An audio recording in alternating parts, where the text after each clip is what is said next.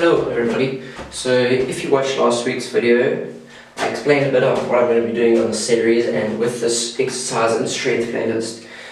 So I'm sorry if there's an echo. Last time there seemed to be quite a lot of wind and I thought it would be better in here. So I'll see what happens, and if the sound is better, please let me know. So let's get straight into this, and I'm going to first start off by, I've already done a bit of rolling with my main roller, and now I am just going to explain a few techniques for upper body. So for normal rolling, you need to make sure you always have your mat and then your normal roller. That is my favorite one. So this is my shoulder roller. I can also use it for my legs, but it's a bit sore and bumpy. You can start out with these. So it's basically two tennis balls, quite hard, and then they have been taped together in a way that it forms this like H shape. If you use it on your shoulders, it pushes into the spots and it works the joints, and it helps a lot. This can be, you can also use it for your legs, but it's a bit hard for me. I prefer the bigger one, so I stick with the bigger one, but it's up to you. So here is my mat, as needed. Here is my main roller, my favorite one, and I always leave this elastic on it because I take this with me to training sometimes and I don't like forgetting this, so it just helps me to remember them that, and it doesn't bug me if I roll with them. I wanted to show you this. This is my shoulder roller. My old Biokineticist made it for me. It's quite easy to make and it's a lot. If you can try and make one, it would be worth it, especially if you get shoulder problems. You can also use it for your legs, like you can put it on your calf, roll into it, put it sideways. Because it's harder, so it digs in, pushes in. It doesn't work for some people, it works for me, but I prefer to use a bigger one. This one just feels very uncomfortable. But this is nice to get into small grooves, like on this part here. On the side of your calf, it works into that muscle.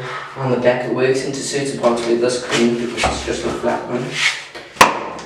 This one works very nicely, and it gets into smaller grooves, and it actually works sometimes a bit better.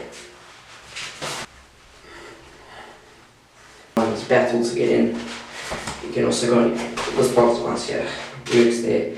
And because it's got these two grooves, one here, and there's got a little gap in the middle, rests the foot and it pushes in at certain parts where that leaves bigger rollers back to get in, which is nice. You can also use it for your knees, front, if you're lying on the front, pushing here. Because these ones don't work on your knees because it just goes over like. But because this one's smaller and it's got a few grip grooves, it works around there. You can go around it all rather than your knee can go behind. Okay, I wouldn't suggest going behind, it's quite sore. And then it's okay for your legs if you don't have any other thing like this or that. But I would suggest getting a big roller. It's worth the money. Okay, so now I am going to show you some shoulder rolling. Okay, let's get this started. So for some shoulder rolling to work on your pecs and your shoulder joints, you are going to need a roller and a door frame or a cupboard, preferably a hard one so it doesn't move. Mine's not so bad, it's a little nice. So you're going to want to find the right spot, face the door, proper angle, put it here, you must put it in here, in this joint here, against your pec and your shoulder blade. Find this muscle, put it here, and work around it, work into that spot. Put your hand here and move it around so it find the correct muscle.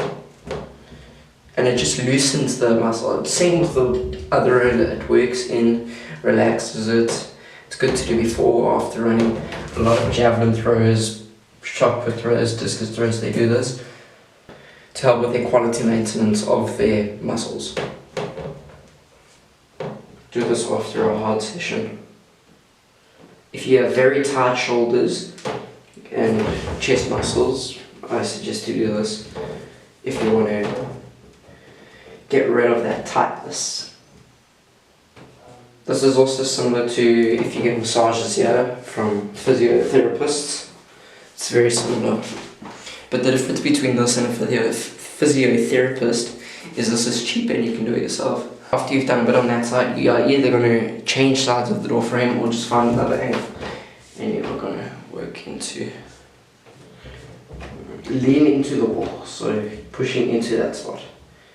You want to relieve the tension. Up and down.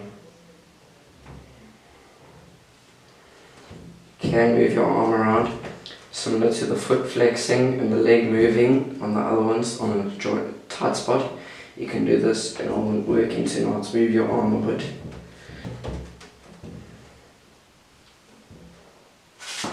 If you have a lot of space, you can go like this and move your arm fully up. Relax it. It will help with the movement. It helps with the rotation also because you're moving this muscle constantly when you're doing that. So these pec muscle here going onto your shoulder, this muscle here it's used a lot more than we think. We use it when we move our arms and all of that. Thanks for watching this rolling session. If you enjoyed this video, thanks for watching. Leave a like and subscribe. And if you enjoyed this video and last video, check out my playlist. I'm going to be trying to update that every week. So stay tuned for that. Thanks and bye.